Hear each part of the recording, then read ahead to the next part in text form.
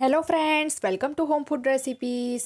આજે આપણે બનાવીશું શિયાળામાં ગરમા ગરમ ખાવાની મજા આવી જાય એવો શાકભાજીથી ભરપૂર ચીઝી નાસ્તો, જેને તમે બાળકોને સાંજની હલકી ફૂલકી ભૂખમાં બનાવીને આપી શકો છો કે પછી ડિનરમાં પણ કંઈક હેલ્ધી અને ચીઝી ખાવાનું મન કરે ત્યારે બનાવીને ખાઈ શકો છો. ખાવામાં આ નાસ્તો ખૂબ જ ટેસ્ટી લાગે છે અને એકદમ ઓછા સમયમાં ઇન્સ્ટન્ટ બનીને તૈયાર પણ થઈ જાય છે. જો બાળકો વેજીટેબલ્સ ના ખાતા હોય ત્યારે તો તમે ચોક્કસથી આ નાસ્તો બનાવીને એમને આપી શકો છો.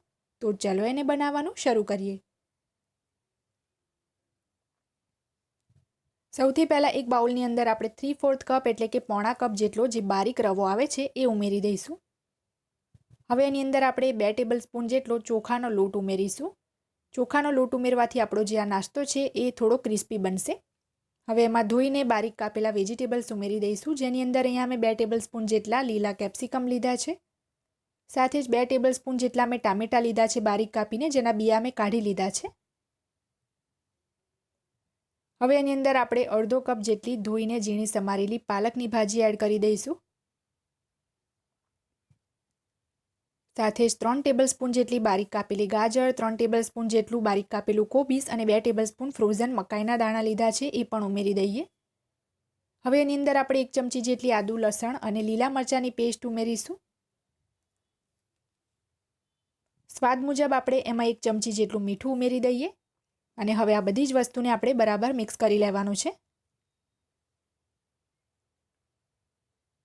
હવે એમાં હું 1/3 કપ જેટલું પાણી ઉમેર્યું છું. પહેલાં આપણે આટલું પાણી મિક્સ કરી લઈએ, ફરીથી આપણે 1/3 કપ જેટલું બીજું પાણી ઉમેરીશું. ટોટલ આપણને 3/4 કપ એટલે કે પોણા કપ જેટલું પાણી આટલા ખીરુંમાં લાગી જશે. તો ફરીથી આમાં 1/3 કપ હું પાણી એડ કરું છું. ખીરું જે છે વધારે પતલું ના થઈ જવું જોઈએ.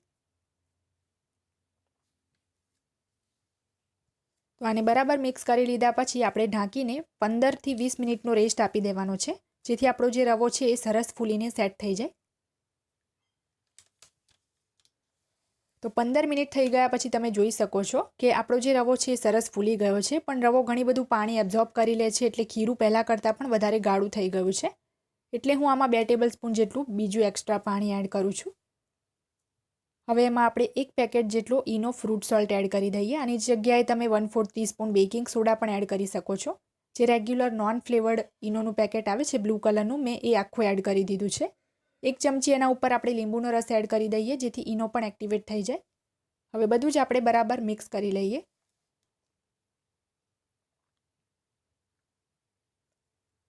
તો હવે તમે જોઈ શકો છો કે આપણું જે ખીરું છે રેડી થઈ ગયું છે. જે એની કન્સિસ્ટન્સી છે મેં મીડિયમ થીક રાખી છે, એના વધારે પતલી છે કે એના વધારે ગાઢી છે. તો હવે આપણે આગળની પ્રોસેસ જોઈ લઈએ. હવે મેં ગેસ ઉપર એક નાનું પેન ગરમ કરવા મૂકી દીધું છે. એમાં 1 ચમચી તેલ ઉમેરીશું. તેલ ગરમ થાય એટલે 5 ચમચી જેટલું જીરું ઉમેરીશું અને અડધી ચમચી જેટલું તલ ઉમેરીશું. જીરું અને તલ બરાબર ફૂટવા લાગે એટલે આપણે અડધી ચમચી એમાં હિંગ ઉમેરી દઈએ. બધું જ બરાબર આપણે મિક્સ કરી લઈશું. હવે આપણે જે ખીરું અત્યારે રેડી કર્યું છે એ આપણે આશરે અડધો કપ જેટલું એડ કરીશું. પેન જેટલું હોય એ સાઇઝના હિસાબથી તમારે ખીરું એડ કરવાનું છે અને ચમચીથી આ રીતે આપણે એને થોડું ફેલાવી લઈએ. ના વધારે જાડું કે ના વધારે પતલું, એ રીતે મીડિયમ ફેલાવ્યું છે મેં. હવે એને ઢાંકીને 2-3 મિનિટ આપણે કૂક થવા દઈશું. 2 થી 3 મિનિટ ધીમા તાપે કૂક કર્યા પછી આપણે સાવધાનીથી પ્લેટ હટાવી દઈશું, કારણ કે પ્લેટ એકદમ ગરમ થઈ ગઈ હોય છે. તો ઉપરનો ભાગ તમે જોઈ શકો છો સરસ સુકાઈ ગયો છે. તો એના ઉપર પણ મેં અડધી ચમચી તેલ લગાવી દીધું છે અને હવે આપણે એને બીજી સાઈડ ફેરવી દઈએ. તો બીજી બાજુથી પણ ફેરવીને આપણે એને ઢાંકીને 2-3 મિનિટ શેકાવા દઈશું. ટોટલ જોવા જશો તો એને કૂક થવામાં 6-7 મિનિટનો સમય લાગે છે. તો ધીમા તાપે 2 થી 3 મિનિટ શેકી લીધા પછી આપણે ફરીથી પ્લેટ ખોલીને એને ફેરવી લેવાનું છે. અને હવે આપણે એને ઢાંકીશું નહીં, હવે એને ખુલ્લું જ રાખીને આપણે 2 મિનિટ માટે નીચેથી કૂક થવા દઈશું. 2 મિનિટ કૂક કરી લીધા પછી આપણે એને ફરીથી એકવાર ટર્ન કરી લેવાનું છે. અને જે હવે આ ઉપરની સાઈડ છે ત્યાં આપણે શેઝવાન ચટણી એપ્લાય કરવાની છે. આ જે શેઝવાન ચટણીની રેસીપી જે છે એની લિંક હું આ વિડીયોની નીચે ડિસ્ક્રિપ્શન બોક્સમાં આપી દઈશ. મેં પહેલાં જ એની રેસીપી શેર કરેલી છે. હવે એની ઉપર આપણે ઘણું બધું પ્રોસેસ્ડ ચીઝ છીણી લઈશું. જો તમારે થોડું મોઝરેલા ચીઝ પણ એડ કરવું હોય તો તમે મોઝરેલા ચીઝ પણ એડ કરી શકો છો.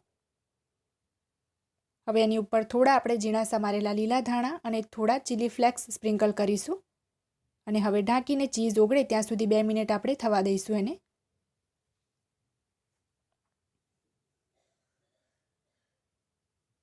2 મિનિટ પછી પ્લેટ ખોલી લઈએ તો તમે જોઈ શકો છો ઉપરનું જે ચીઝ છે એકદમ સરસ મેલ્ટ થઈ ગયું છે. આ જ રીતે આપણે બાકીના બધા જ હાંડવા બનાવી લેવાના છે. આટલી ક્વોન્ટિટીમાં આ રીતના આ સાઇઝના 4 હાંડવા બનીને તૈયાર થશે. તો એને આપણે આ રીતે એક પ્લેટમાં સર્વ કરી લઈએ. એક હાંડવો હું તમને અંદરથી કટ કરીને પણ બતાવું છું. ઉપરથી એકદમ ક્રિસ્પી છે, અંદરથી એકદમ સોફ્ટ અને વેજીટેબલથી ભરપૂર છે. આ નાસ્તાને તમે સાંજના ડિનરમાં પણ બનાવી શકો છો. બાળકોને તો ખૂબ જ પસંદ આવશે. જો તમને મારી આજની આ રેસીપી પસંદ આવી હોય તો ચેનલને સબસ્ક્રાઇબ કરવાનું બિલકુલ ના ભૂલતા. પાસે આવેલા બેલ આઇકનને પ્રેસ કરી ઓલ બટન પણ જરૂરથી દબાવજો.